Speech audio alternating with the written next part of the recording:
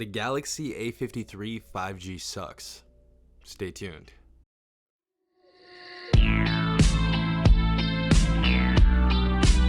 Alright everyone, hopefully you guys are having a good day. Hopefully everyone is safe out there.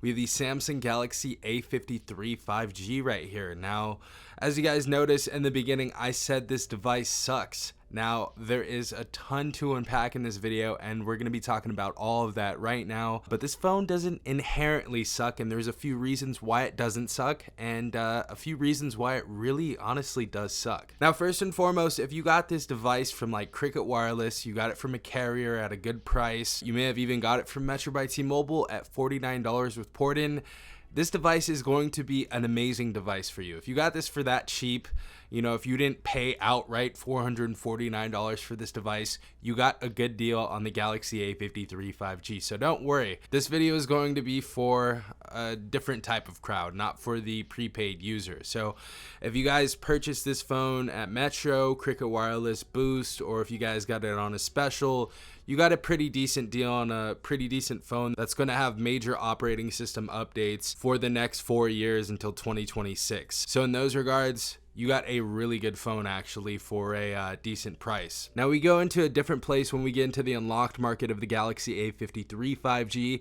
I actually purchased this device for $449. Got this device completely unlocked on Samsung's website. So if you guys are wanting to purchase this phone unlocked, I definitely wouldn't do that. I would wait for the Pixel 6a, or honestly, I would just wait for a better Galaxy A series device, because the Galaxy A53 5G is definitely not it, and there's a few reasons for that. So first and foremost, obviously we have the Galaxy A52 5G and the Galaxy A52s 5G that were already released in 2021, and those devices are actually more powerful than the A53 5G. So we have the Exynos 1280 processor and the A53 5G right here, and in the Galaxy A52s 5G we actually got the Snapdragon 778 inside of that device. Now I feel like they could have at least put the 750 5G inside of the A53 5G, but they didn't even end up doing that. They just ended up putting the Exynos 1280. I'm not sure why they did that.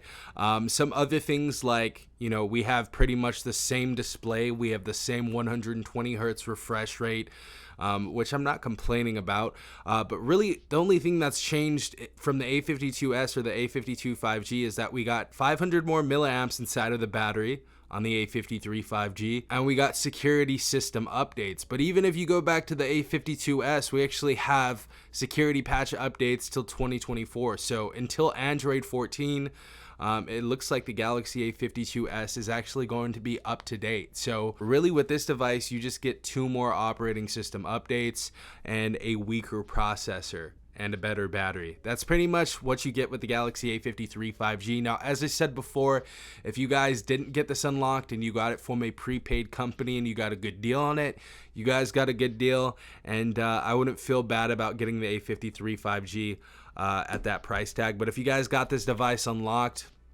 there are many different options to get other than the A53 5G. The reason why I'm going to continue making content on this is for the prepaid people out there that want tips and tricks and stuff like that. But this is just a warning to everybody and to Samsung. Number one, Samsung, like, stop making these phones like this, man. This phone was a complete cash grab. I swear, this phone was an absolute cash grab. The camera is really decent on here, but it's not worth almost $500, you know, to put up in cash for this unlocked variant. So, you know, if you guys purchase this unlocked, you know, if you enjoy it, that's great. If you guys are thinking about purchasing this unlocked, there are other alternatives, and honestly, I would wait till the Pixel 6a releases. I think that's going to be a much better device based off of its Tensor processor and a few other aspects. But let me know what you guys think in the comment section down below. Are you guys enjoying your A53? Are you thinking about picking it up? Is this going to deter you from picking it up? And also let me know in the comment section down below what Samsung can do to better their products in the future. Really, I think they could have done, you know, and I made a few videos on this in the past, but I think they could have done a stylus budget or mid-range device for Samsung, and they would have done well and would have blew the Moto G Stylus 5G 2022 out of the water as well. So let me know what you guys think in the comment section down below. I think this phone was definitely wasted. I don't think they put enough in here. And yeah, guys, this has been Safon from TechRight. Peace out, Tech Gang.